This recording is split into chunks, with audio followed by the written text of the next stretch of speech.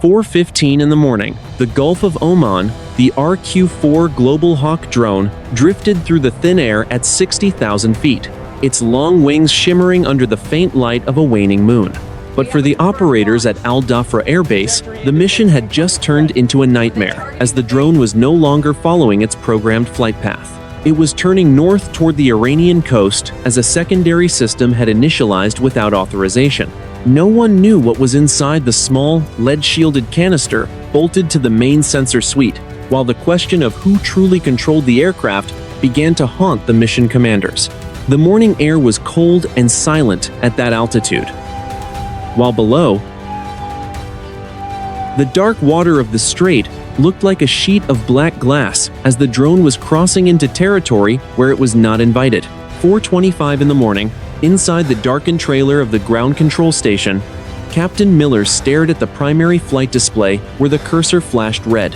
He moved his joystick, but the icon of the drone remained on its northerly heading as the hum of the cooling fans in the server racks was the only sound in the room. He spoke into his headset. "Control, this is Link 1. The aircraft is unresponsive to all steering commands. I am attempting a hard reset of the satellite link." The supervisor leaned over his shoulder, smelling of stale coffee and stress. "Confirm. Are you seeing a signal jam?" "Negative. The signal is strong. It is just ignoring me. It is like it has a destination in mind that we did not give it." The supervisor looked at the secondary data stream, showing a massive surge in power consumption from the internal bays. "What is drawing 30 amps in the belly?" "We do not have any active sensors in that section." "I do not know. That area is listed as dead space on the technical manual. It should be empty." 4:35 in the morning, Bandar Abbas radar station, 200 miles away, an Iranian technician adjusted the gain on his long-range search radar. A faint return appeared on the edge of the circular display. It was high, very high.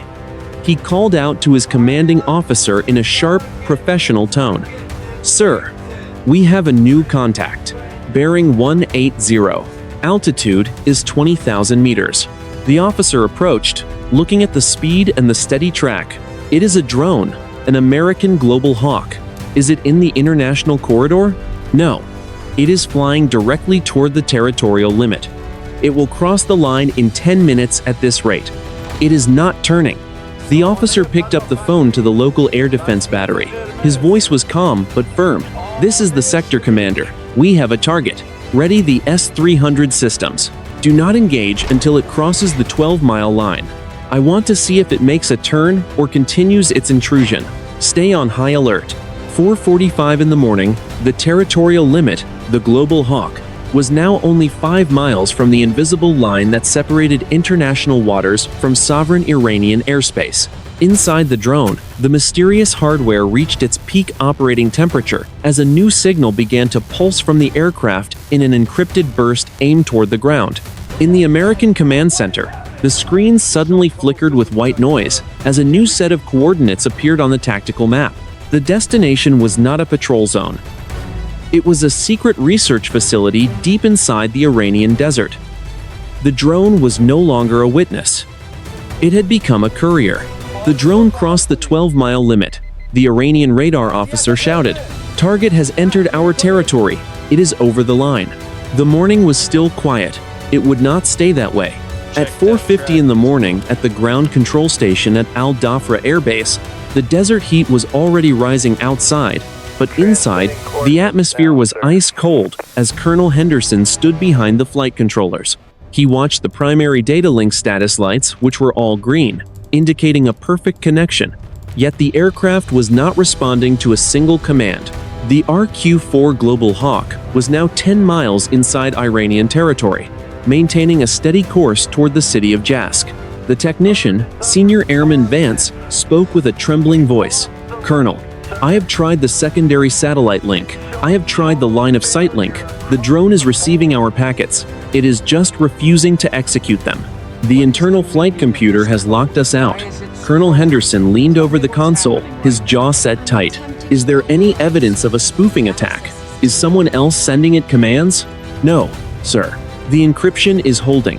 There are no external signals entering the bus." Whatever is happening is coming from inside the aircraft. Specifically, it is coming from the mystery payload in the ventral bay. At 4:55 in the morning, at Bandar Abbas Ground Control Intercept, the Iranian controller adjusted his headset, looking at the glowing green sweep of the radar. The American drone was no longer a distant dot. It was a clear, present threat as the supervisor stood behind him, a phone to his ear, speaking directly to the Regional Air Defense Headquarters. The controller spoke into the radio in clear English. Unidentified aircraft on bearing 010. This is Iranian ground control intercept. You are in violation of sovereign Iranian airspace. Acknowledge. Silence followed. The only sound on the frequency was the faint hiss of atmospheric static as the drone was not squawking a transponder code, flying as a ghost. The supervisor spoke firmly. Launch the alert birds. I want 2 Phantoms in the air now. Tell them to identify and wait for my command to fire. We must know why it is here. At 500 in the morning over the Persian Gulf, the Global Hawk reached a predetermined GPS coordinate and the drone's massive engine throttled back to a low rumble. The long, slender wings tilted and the aircraft began an uncommanded descent, sliding down through the atmosphere at a steep angle. Inside the drone's pressurized equipment bay, the temperature began to climb as the shielded canister was vibrating, emitting a low-frequency hum that resonated through the composite skin. At 5:10 in the morning on the USS Abraham Lincoln, 300 miles to the south, the deck of the aircraft carrier was a hive of controlled chaos, with crew moving with practiced precision. 2 F-18 Super Hornets were towed toward the catapults as the steam from the launch system drifted across the deck, glowing orange in the pre-dawn light. The lead pilot, call sign Raven 4-1, finished his pre-flight checks and spoke into the radio. Raven 4-1 is ready for launch. Systems are nominal. We have the picture on the target. The air officer responded from the tower. Raven 4-1, you are cleared for launch. Intercept the RQ-4 and prevent it from reaching the coast. Kinetic force is restricted to my command only. The catapult fired with a violent jolt as the F-18 screamed into the dark sky, its afterburners twin points of white fire. The pilot felt the heavy press of gravity against his chest as he turned his nose north, 10 minutes away from a collision course with a rogue machine and the Iranian Air Force. The drone continued its silent glide as the Iranian coastline became visible on its high-resolution cameras. It was no longer a routine mission. It was an arrival. The Combat Information Center of the USS Bunker Hill was positioned 50 miles off the coast of Oman. Inside the dimly lit room, the air was cold and smelled of ozone and electronics, as blue light from the Aegis display consoles reflected off the faces of the radar operators. A senior petty officer pointed to a fluctuating line on his screen. It was not a standard radar return. It was a high-frequency pulse originating from the Global Hawk. The officer of the watch stepped closer. Report that signal. Is it coming from the drone? Yes, sir. It is a secondary emission. It is not coming from the main synthetic aperture radar. It is localized in the ventral bay. Sir, this signal is strange. It is repeating a sequence of prime numbers. It is cutting right through our standard encryption. The officer looked at the tactical map. The drone was now deep inside the Iranian air defense zone. Inform Central Command. The drone is acting as a beacon. It is not just flying a course. It is broadcasting its position to anyone with a receiver. It is practically inviting an intercept.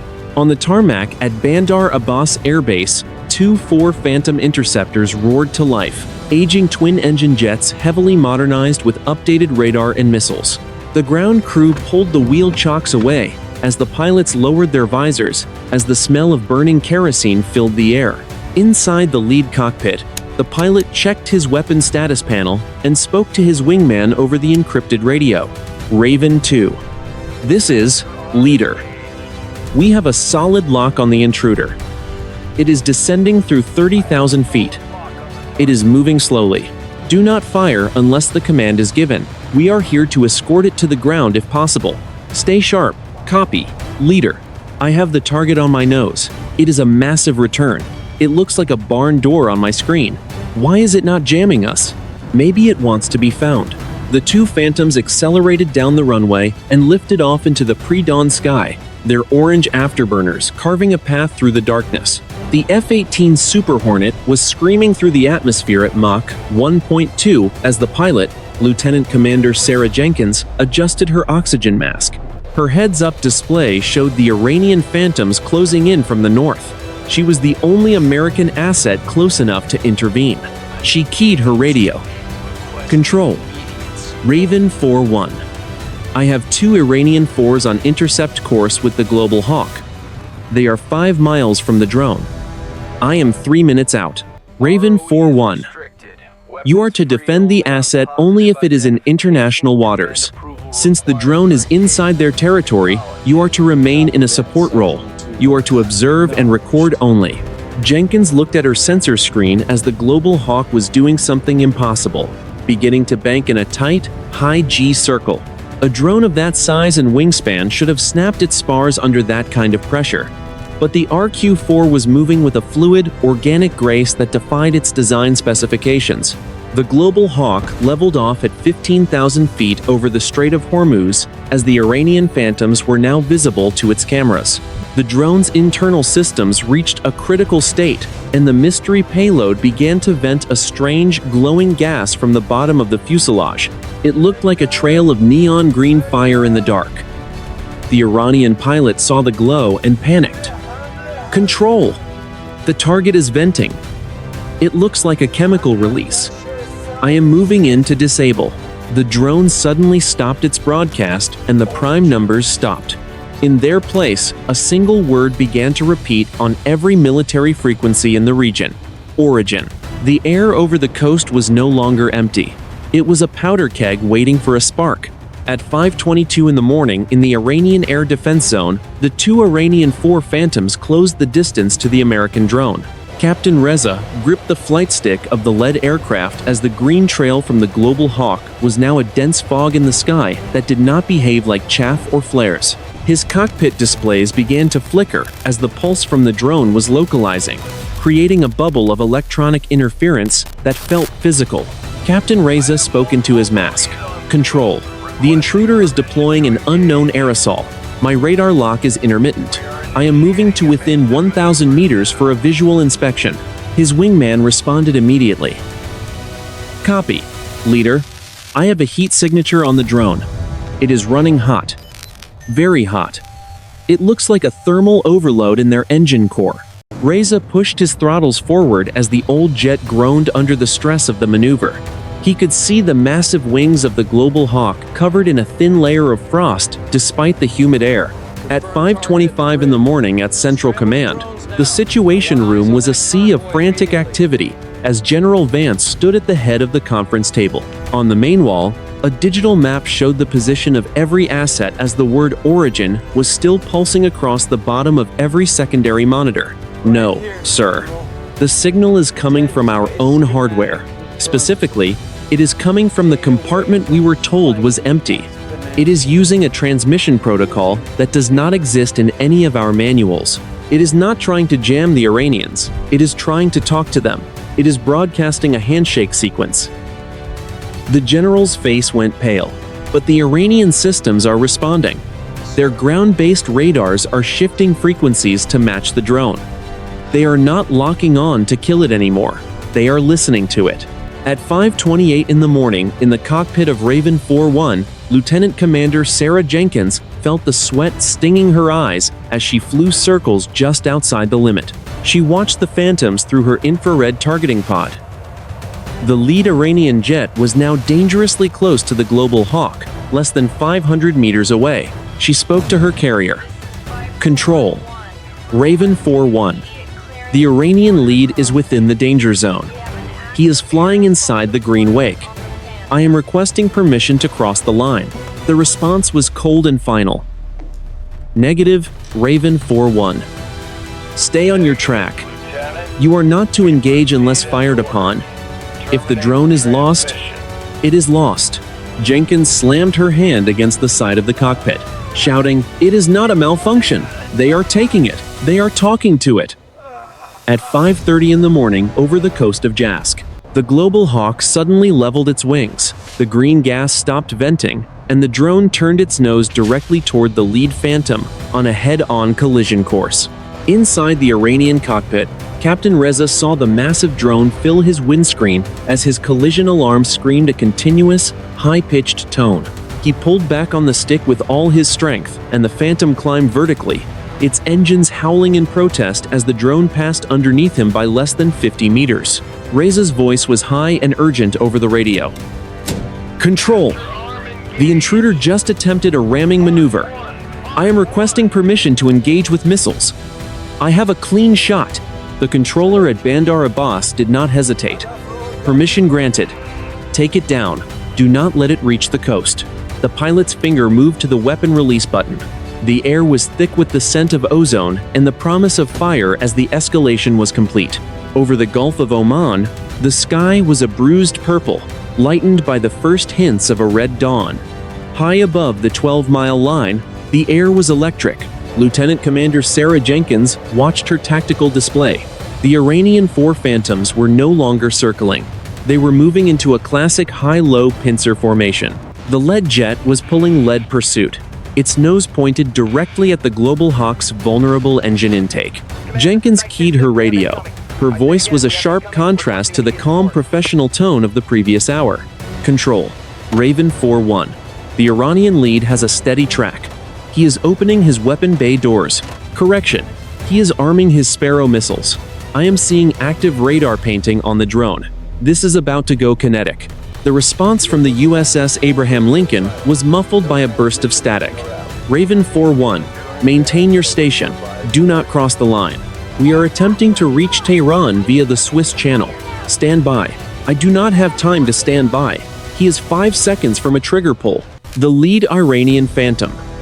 Captain Reza felt the sweat slicking his palms inside his flight gloves. His radar screen was a mess of flickering green lines, but the diamond-shaped lock-on symbol was steady. The drone was a massive target. It was not even attempting to evade. It was flying straight and level at 15,000 feet, as if it were a target tug on a training range. He spoke to his wingman. "Raven 2, I have a solid lock. I am firing 1. Stay clear of the debris field. This thing is going to blow wide open." "Copy." "Leader, I am braking right. You are clear to engage." Reza's thumb hovered over the red button on his control stick. He could see the Global Hawk clearly now. It looked like a giant white whale against the dark sky. He felt a strange hesitation. The drone was not behaving like a machine. It was pulsing. The green glow from earlier had faded, replaced by a rhythmic shimmering of the composite skin. It looked like it was breathing. 5:34 in the morning. Inside the shielded canister in the Global Hawk ventral bay, the internal temperature hit 1500 degrees. The cooling systems had been intentionally bypassed by the rogue software. The origin signal reached its final sequence. The drone's internal sensors detected the incoming radar energy from the Phantom. The software did not deploy flares. It did not bank. Instead, it shifted the drone's center of gravity by pumping fuel into the forward tanks. The nose dipped. The aircraft began to accelerate toward the water at a terminal velocity. It was no longer a glider, it was a spear. 5:35 in the morning. The technician at Bandar Abbas ground control screamed, "Sir, the target is diving. Speed is Mach 0.9 and climbing." The sector commander looked at the screen. "Tell Reza to fire now. Do not let it hit the water. If it sinks, we lose the technology." The command was relayed instantly. Captain Reza did not wait for a second order. He squeezed the trigger. The air around the Phantom's wing exploded as the rocket motor ignited. The missile dropped from the rail and streaked forward on a tail of white-hot fire. It was a high-speed predator chasing a falling ghost. On the American carrier, the radar operators held their breath. The buildup was over. The first shot of a potential war had been fired. Every sensor in the region was focused on a single point in space. At 5:36 in the morning over the Gulf of Oman, the finger tightened on the trigger as the AIM-7 Sparrow missile screamed out of its launch rail with a white-hot jet of fire as the heat blasted back across the fuselage of the Iranian Phantom, searing the gray paint.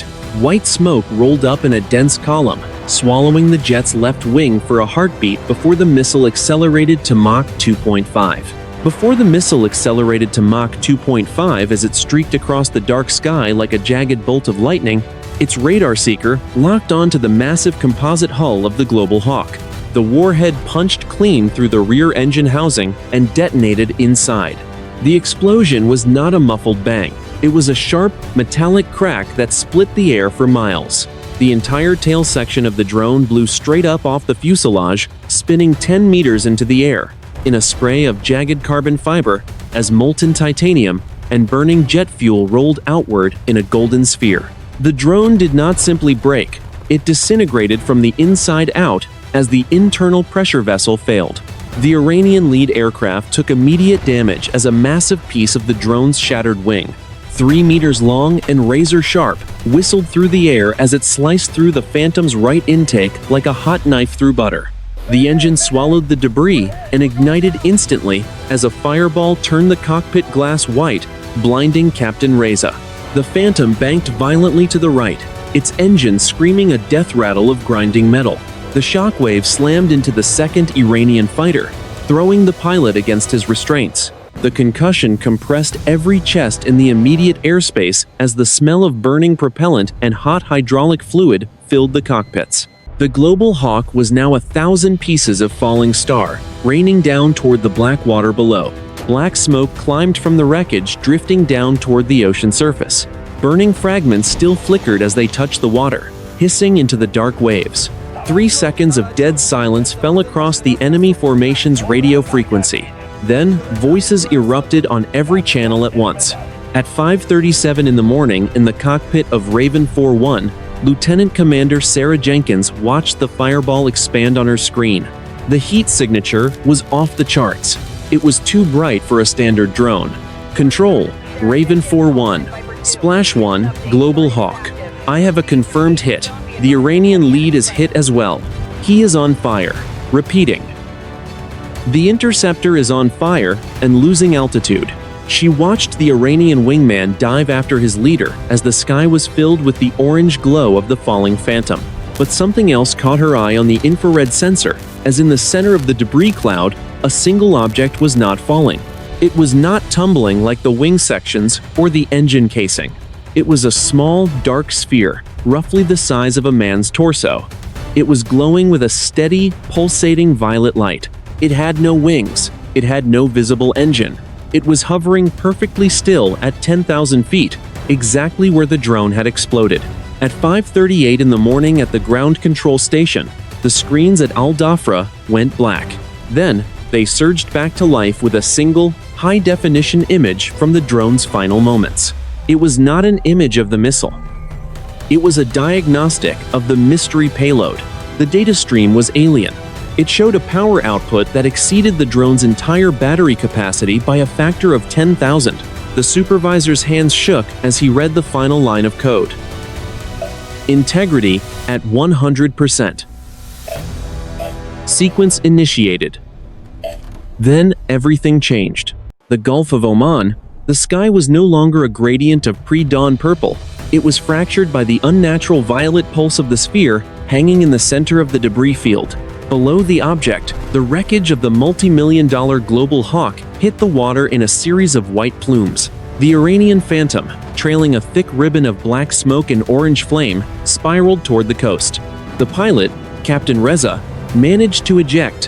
His parachute blossomed like a white flower against the dark mountains of Jask. But no one was looking at the survivor. Every sensor, from the Aegis cruisers in the Strait to the radar sites in Bandar Abbas, was locked on the small, hovering sphere. The object did not move. It defied the laws of aerodynamics. It possessed no control surfaces, no rotors, and no thermal exhaust. It simply existed in space, anchored to a coordinate that no longer contained an aircraft. Inside the cockpit of Raven 4-1, Sarah Jenkins felt a cold shiver that had nothing to do with her altitude. Her radar was screaming, not a lock-on warning, but a system-wide failure alarm. Every digital readout on her heads-up display began to cycle through hexadecimal code. Her flight controls felt heavy, as if the air itself had turned to lead. She keyed her radio. Control, Raven 4-1.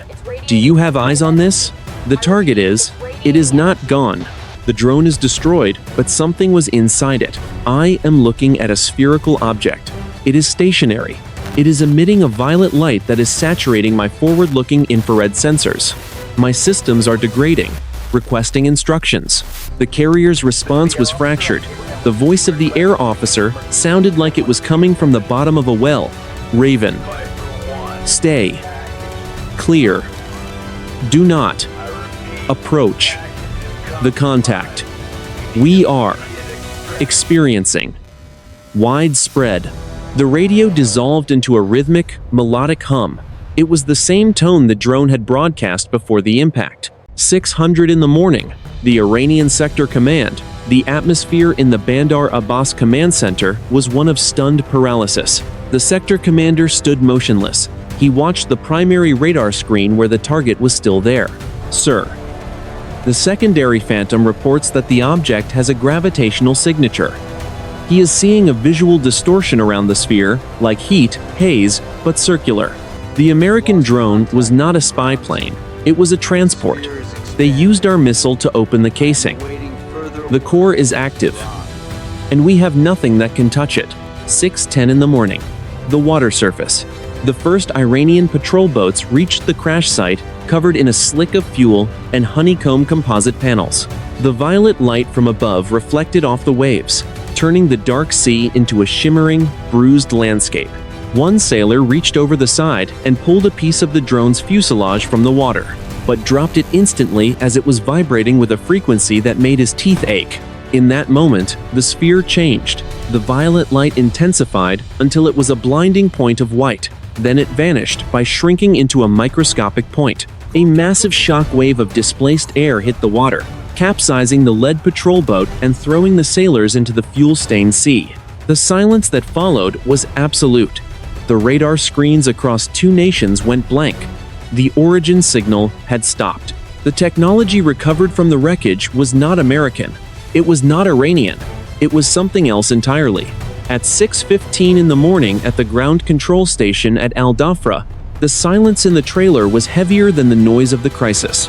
Every screen that had previously tracked the Global Hawk was now displaying a flat, gray static.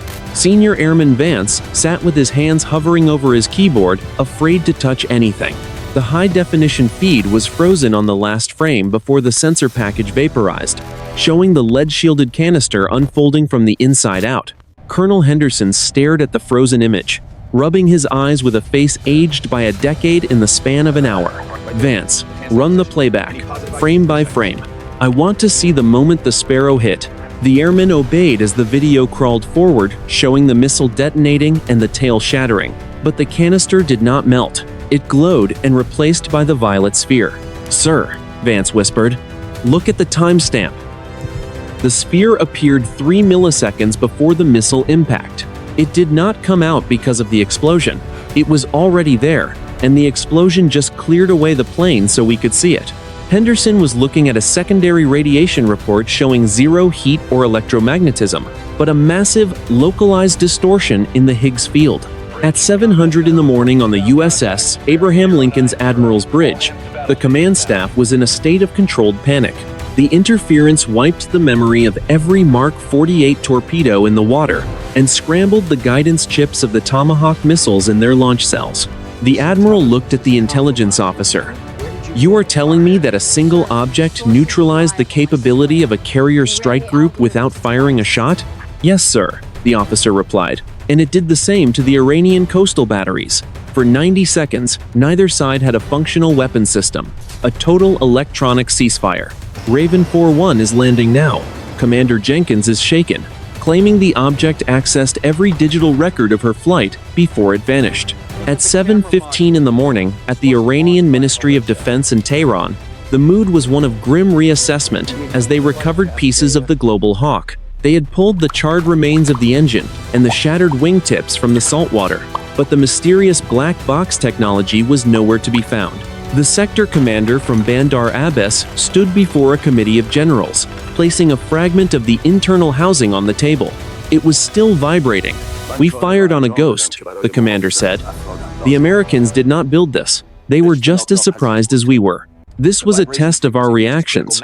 We gave them exactly what they wanted and showed them how we fight. Who are they? Commander? I do not know. But the drone's flight path was not a mistake. We were the trigger. At 7:30 in the morning at the Pentagon, the chairman of the Joint Chiefs sat in a secure vault holding a red folder with an ultra-classified 1978 photograph. The photograph showed a small, dark sphere the size of a man's torso. The chairman closed the folder and looked at the Secretary of Defense. It is the same one. It has been dormant for 48 years. We thought the shielding would keep it asleep. The secretary shook his head. It was never asleep. It was just waiting for a reason to wake up. And we just gave it one. 9 o'clock in the morning at the Pentagon, the air in the secure briefing room was thick with the smell of floor wax and ozone. On the wall-sized monitors, the chaotic digital noise from the Strait of Hormuz had been replaced by high-altitude satellite surveillance. The Gulf of Oman looked peaceful. The white caps of the waves were tiny flecks on a vast blue canvas.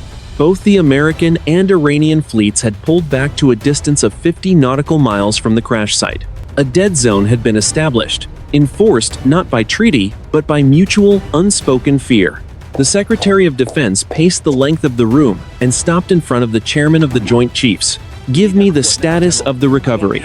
I want every gram of that carbon fiber accounted for. If a single Iranian diver finds a piece of that core, we have lost the century. The chairman looked at his tablet. The Navy has 3 deep-sea salvage vessels on station. But there is a problem. The water in the impact zone is boiling. Not from thermal heat. It is a kinetic reaction. The sonar is picking up a cavitation field that is 10 miles wide.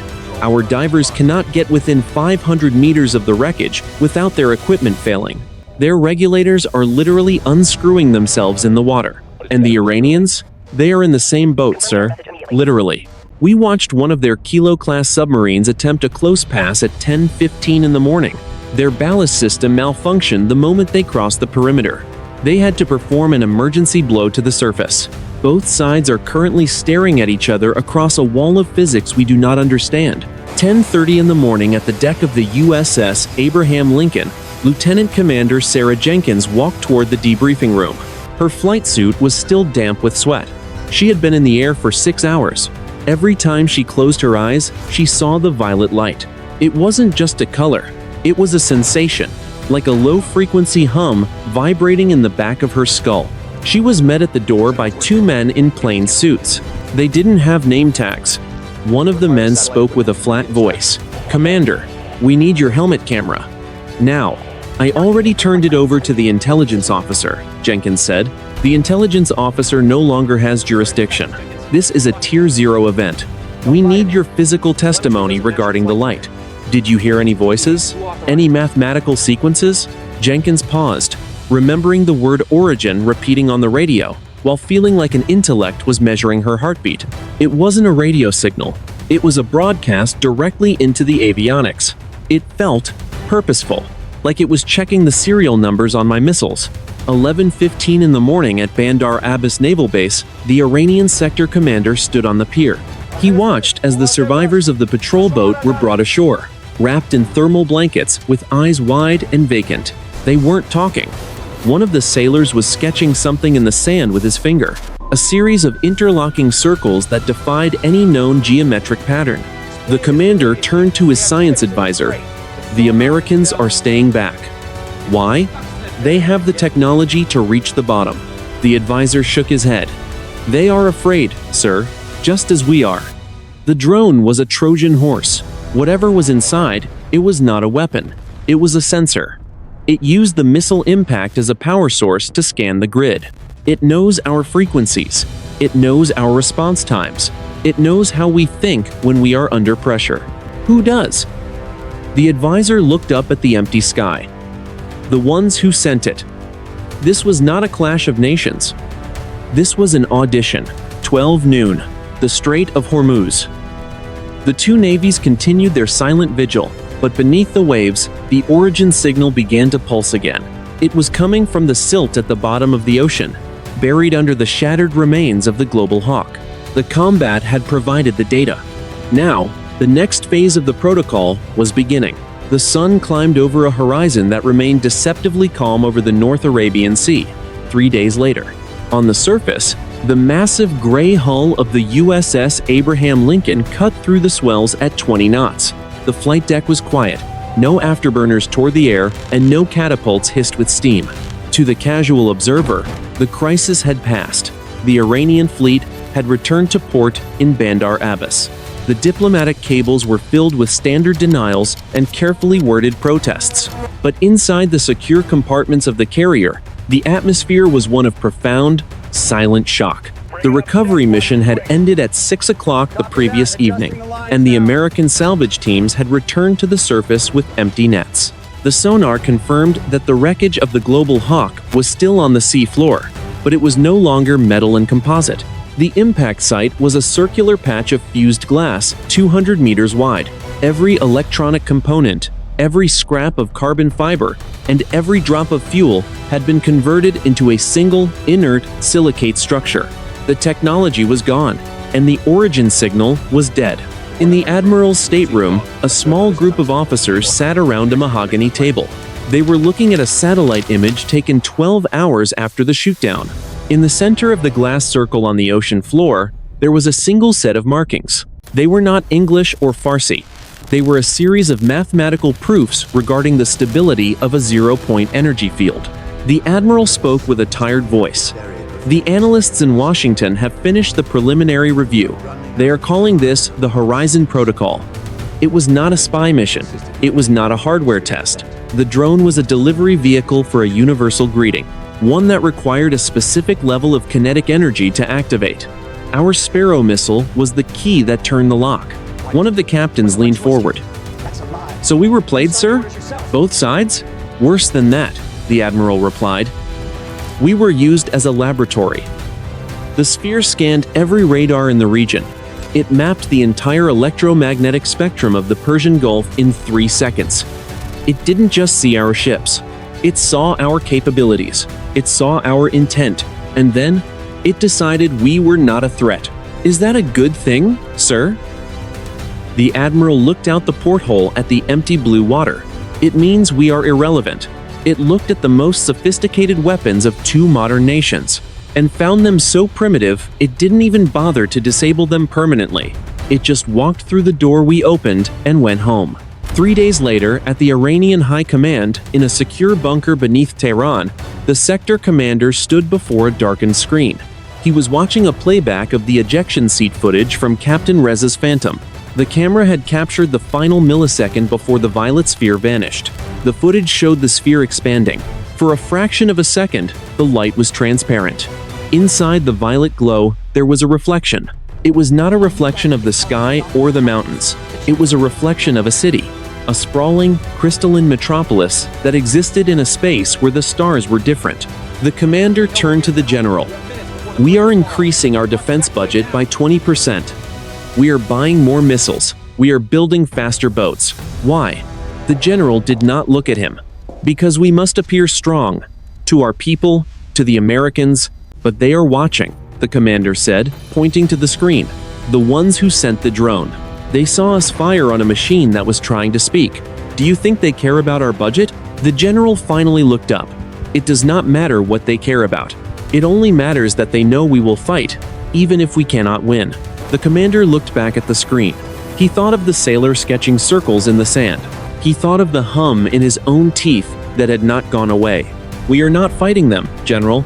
We are just making noise in a room where the giants are trying to sleep."